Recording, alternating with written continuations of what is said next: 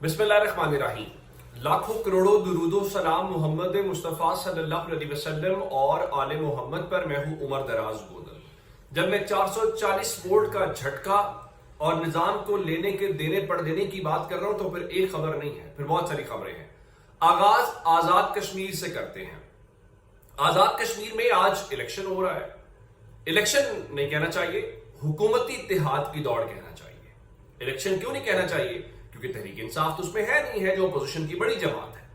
अच्छा, उनको छोड़कर भी ओवरऑल अगर आप देखें इस वक्त तक हम उन लोगों को छोड़ देते हैं कि जो निजाम के जरा मुखालिफ तस्वुर किए जाते हैं या जिनके हवाले से कहा जाता है कि देखें ये तो हर चीज के ऊपर तनकीद करनी है, मॉडरेट लोग या जो जरा खुद कोई सा कोई बैकग्राउंड रखते हैं। मैं उस हवाले से पाकिस्तान का मीडिया, मैं भी कहता हूं कि हालिया जेन जी ने और सोशल मीडिया ने एक काम किया, उसने मीडिया को न सिर्फ एक्सपोज किया बल्कि इररेलेवेंट किया, वो पाकिस्तान के अंदर हो या इंडिया के अंदर हो। अब ये हमें कैसे नजर आया? शबीर डार साहब जियो न्यूज के साथ मुंसलिक है, अच्छे रिपोर्टर हैं। उन्होंने आज ARY न्यूज की एक वीडियो लगाई जिसमें उनका जी आजाद कश्मीर के मीरपुर डिवीजन में इंतखाबात की कवरेज के दौरान मेन स्ट्रीम मीडिया को सख्त अवामी रद्द अमल का सामना। अगर वो वीडियो सुनी जाए, उस वीडियो में वो शख्स कह रहा है ये झूठ बोल रहे हैं, आओ मैं आपको दिखाऊं सब कुछ खाली है। चले इसको भी छोड़ देते हैं। आज चूंकि वहां पर टर्न आउट बड़ा इंपॉर्टेंट होगा, ये ना राय कि मेरी राय के तरीके इंसाफ इलेक्शन लड़ना चाहिए था। चले तरीके इंसाफ ने अपनी फैसला किया। अब टर्न आउट इंपॉर्टेंट क्यों होगा? पाकिस्तान के आजाद कश्मीर के अंदर कभी ये मसला नहीं रहा। आवाम भरपूर प्रोसेस के अंदर, फिर प्रोसेस से मुराद यह है कि लोग कोई डंडा होता नहीं था, लोग मर्जी से वोट डालते थे, ये बात दुरुस्त है। हम मकबूजा कश्मीर के बारे में सुनते थे PTV के खबरनामों के अंदर कि जनाब देखिए वहां पर अवाम ने नाम निहाद जो इंतखाबात हैं उनको मुस्तरद कर दिया है, पोलिंग स्टेशन खाली थे, ये आम तौर पे।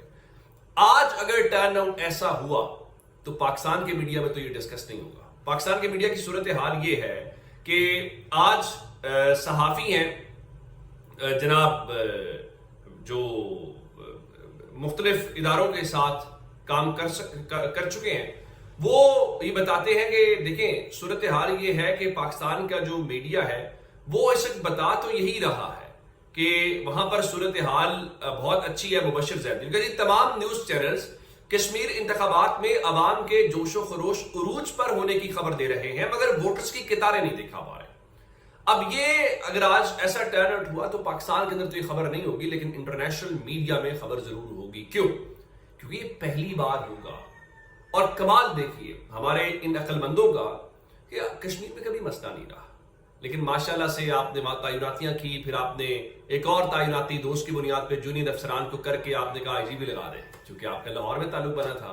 फिर चूंकि आपका दोनों का ग्राउंड एक था तो अब माशाल्लाह से भट्टा बैठा हुआ कश्मीर के। अब जरा खबर सुनिए शबीर डार साहब वहां पर इस वक्त, चूंकि दिन में पोलिंग अभी चल रही है, तो उन्होंने क्या बताया कि इस वक्त वहां पे सूरत हाल की। According to local sources, voter turnout appears to be extremely low across most areas of the Mirpur division during the first phase of the Azad Jammu and Kashmir general elections।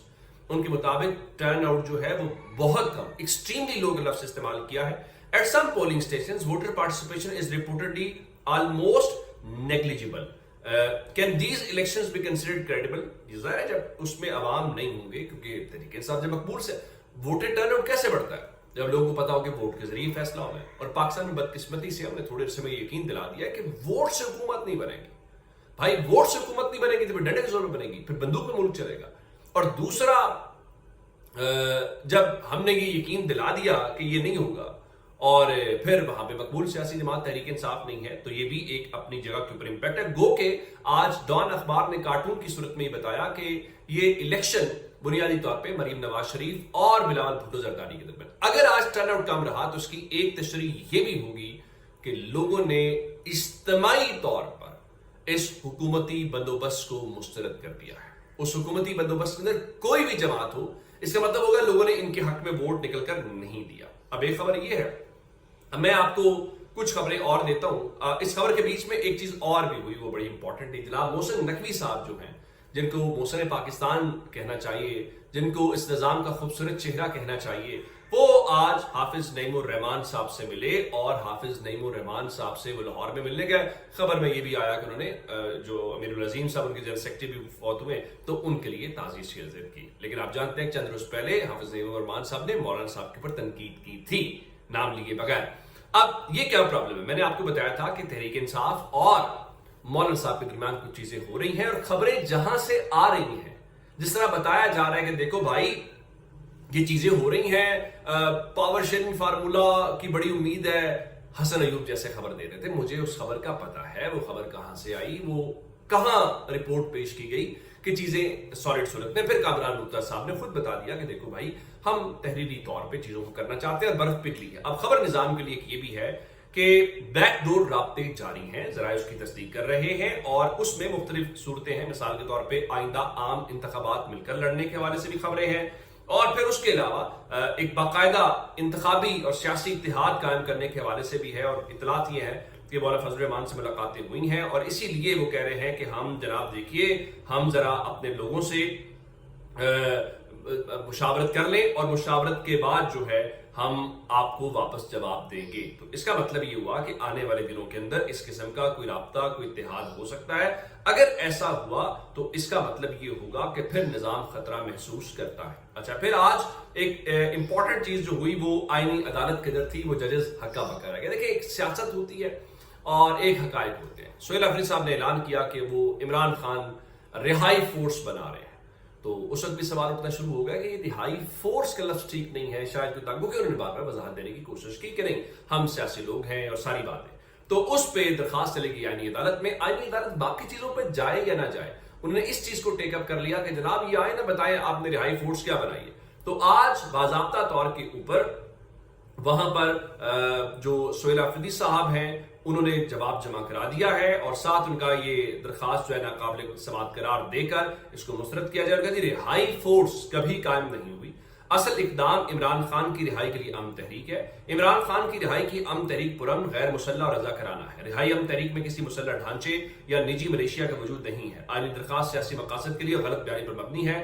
درخواست قبل از وقت فرضی اور ناقابل سماعت قرار دی جائے. یعنی تحریک انصاف جس رہائی فورس کی بات کرتی تھی آج عملی طور پہ وہاں پہ کہا گیا کہ رہائی فورس ایگزسٹ نہیں کرتی. اب ایک لحاظ سے بھی تحریک انصاف لوگ بیشنگ کریں گے، ان کو جو بیشنگ کرنے والے دیکھو بھائی یہ تو کہتے تھے ہم رہائی فورس بنائیں گے، تو ان کے پاس کوئی رہائی فورس ہے ہی نہیں ہے. ایک خبر اس میں دوسری خبر ایک اور یہ بھی ہے کہ دیکھو بھائی ہم نے تو کبھی اس طرح کی فورس کی بات ہی نہیں کی، ہم تو تحریک کی بات کر رہے ہیں، تحریک چلا رہے ہیں. دیکھیں ہم جلسہ بھی کر رہے ہیں، ہمارے لوگ عمران خان کے نکلے بھی اور ہم آئندہ بھی آئیں گے، اس چیز سے پیچھے نہیں ہٹے. اب خبریں ذرا سنتے جائیے گا اس نظام کے اندر کیا کچھ ہو رہا ہے. چونکہ ہمیں کہا گیا تجربہ کار حکومت ہے، بتایا جاتا ہے اس کے ساتھ دفاعی معاہدہ ہو گیا، فلاں ہو گیا. خبر پاکستان کاٹن سے بلینز آف ڈالرز کماتا تھا. خبر یہ ہے کہ کاٹن کی درآمد میں اضافہ، درآمد سے مراد ہم نے کاٹن بھی ماشاءاللہ امپورٹ کرنا شروع کر دیا ہے اور مقامی جو کاٹن سیکٹر بحران کا شکار ہے. اور یہ لکھا اخبار نے کہ مقامی کاٹن انڈسٹری دیوالیہ کی طرف جانا شروع ہوئی. ایک خبر.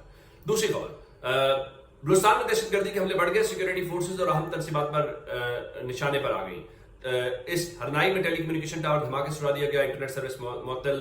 ڈلکونا پولیس تھانے کی عمارت میں دھماکہ خیز مواد. چاگی کے اندر بتایا گیا جی 5 گیس باؤزز کو آگ لگا دی گئی. نوشکی کے قریب جو ہے سیکورٹی فورسز کا قافلے پر حملہ ہوا. جعفر ایکسپریس کو جیکب آباد میں روک دیا گیا. اچھا یہ آپ نے سن لی. ایک اور خبر سنیے گا پھر آپ کو اندازہ ہوگا کس طرح گندم والا معاملہ. آپ جانتے ہیں بار بار کہتے ہیں کہ یہ پنجاب کا کسان رول گیا، کہتے نہیں.